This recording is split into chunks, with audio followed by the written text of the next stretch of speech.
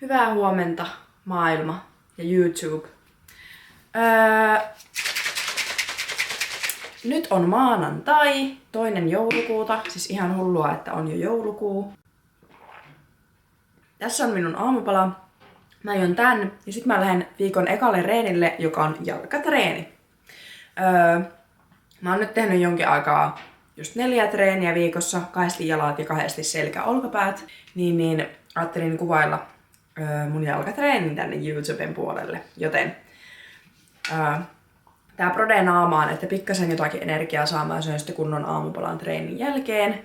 Ja joo.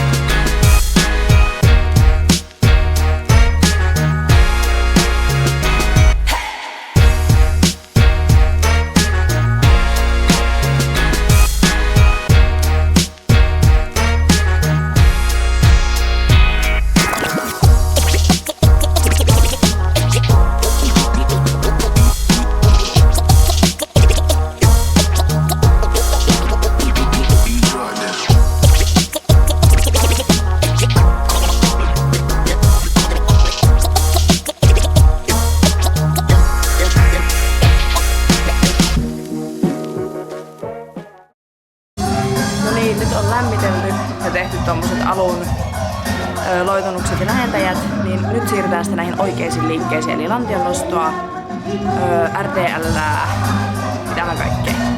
Jes. Toivottavasti mulla riittää akku tuossa kamerassa, koska mä en tajunnut tätä ladata ennen kuin mä lähdin. Joo, katsotaan.